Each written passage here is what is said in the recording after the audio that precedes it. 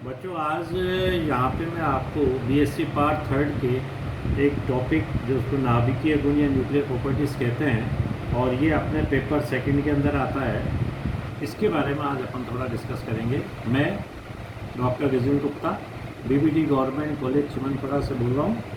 यहाँ बच्चों मैं आपको ये बताना चाहूँ कि जो अपने थर्ड ईयर का सिलेबस है उस थर्ड ईयर के सिलेबस में अपने पास 3 पेपर होते हैं, पेपर फर्स्ट, सेकंड, थर्ड। और उसमें से यहाँ पेपर थर्ड के बारे में मैं आपको यहाँ जो टॉपिक है उसको डिस्कस करने जा रहा हूँ, न्यूक्लियर प्रॉपर्टीज़। न्यूक्लियर प्रॉपर्टीज़ का क्या मतलब है, इसको बताने के लिए सबसे पहले मैं बताऊँ कि सबसे पहले जे टॉमसन मॉडल, मतलब जे टॉमसन साइंटिस्ट था और उसने अपना परमाणु एक मॉडल बताया और इस मॉडल में उसने बताया है कि इस पदार्थ का जो सबसे छोटा सा पार्टिकल या कण होता है वो होता है परमाणु। वो परमाणु के अंदर उसकी व्यवस्था कैसी रहती है, उसमें धनावेश उपस्थित होता है और ऋणावेश के रूप में इलेक्ट्रॉन्स के बारे में अपन बता सकते हैं।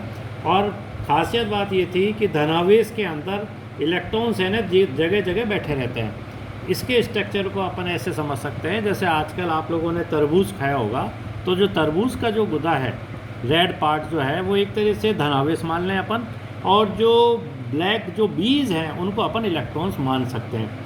लेकिन ये जे टॉमसन का मॉडल ज़्यादा नहीं चला, ये फेल हो गया क्योंकि बहुत सी प्रॉपर्टीज़ को परमाणुओं को जो है ना ये नहीं बता पा रहा था। इसलिए जे टॉमसन के मॉडल के बाद रदरफोर्ड ने अपना एक प्रयोग किया। रदरफोर्ड साइंटिस्ट था, सन 1906 में तकरीबन उसने प्रयोग किया। उसने क्या प्रयोग किया, उसने अल्फ़ा पार्टिकल्स को एक पतली धातु की पन्नी पे भेजने की कोशिश की। उसने ये देखा कि कुछ अल्फ़ा पार्टिकल जिस पथ से अपन जा रहे होते हैं उस पथ से वो थोड़ा विचलित हो जाते हैं। जैसे ये मैंने बताया यहाँ पे कुछ विचलित हो रहे हैं अल्फ़ा पार्टिकल। ये जो विचलित होने को इसको अपन प्रकीर्णन कहते हैं, स्कैटरिंग के नाम से कहते हैं। ऐसा रदरफोर्ड ने देखा। इसके बाद इसका और ज़्यादा सत्यापन रदरफोर्ड के साथ ही 2 साइंटिस्ट काम कर रहे थे, गाइगर और मार्सडन।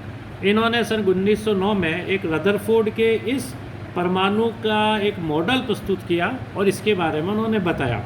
सन 1911 के अंदर जाके ये मॉडल के बारे में इन्होंने डिटेल में बात की और इन्होंने क्या कहा, इसके मॉडल के बारे में इन्होंने कहा कि परमाणु का जो धनावेश है उसके केंद्र पर एक छोटे से भाग के अंदर इकट्ठा रहता है और ये जो छोटा सा भाग है, जैसे यहाँ चित्र में बताया है मैंने, ये जो छोटा सा भाग है इसको अपन नाभिक कहते हैं। या सारा धनावेश यहाँ एक जगह बैठा हुआ है, जबकि आपको देखा है कि जे टॉमसन ने तो बिखरा हुआ बताया था सब जगह। दूसरी बात इसने क्या बताई रदरफोर्ड के परमाणु के मॉडल में, इन्होंने ये कहा कि नाभिक का जो द्रव्यमान है, इस नाभिक का द्रव्यमान जो है अल्फ़ा कणों के द्रव्यमान में बहुत ज़्यादा होता है। मतलब इसका वेट जो अल्फ़ा पार्टिकलों का वेट है जो यहाँ टकरा रहे थे उनसे ज़्यादा होता है। और तीसरी बात अपन ये कह सकते हैं कि प्रकीर्णन जो है एक्चुअली में अल्फ़ा कण और नाभिक के अंदर जो धनावेश है इनके बीच में कूलामी प्रतिकर्षण के कारण होता है। बच्चों आप जानते हो कि कूलाम के नियम अनुसार 2 तरह से बल लगते हैं, आकर्षण और प्रतिकर्षण। चूँकि अल्फ़ा पार्टिकल भी एक तरह से धनावेश पार्टिकल होता है, नाभिक के अंदर भी धनावेश बैठा हुआ है, तो दोनों के बीच में प्रतिकर्षण काम करता है।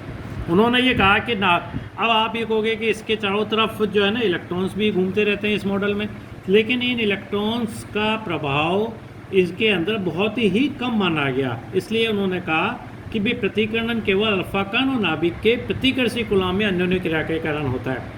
परमाणु के अंदर उपस्थित जितने भी इलेक्ट्रॉन हैं ये अपना प्रभाव बहुत कम देते हैं। और दूसरी बात कि नाभिक और अल्फ़ा कण जो है ना एक मात से बिंदु मात होते हैं। तो इस तरह से रदरफोर्ड ने अपना एक परमाणु मॉडल प्रस्तुत किया था और इस परमाणु मॉडल के आधार पर उसने कुछ डेरिवेशन किए, कुछ उसने सूत्र निकाले, कुछ फार्मूले निकाले जिनको प्रकीर्णन के फार्मूले भी कहते हैं अपन। इसके बारे में अपन नेक्स्ट लेक्चर के अंदर मैं आपको इसको समझाने की कोशिश करूँगा।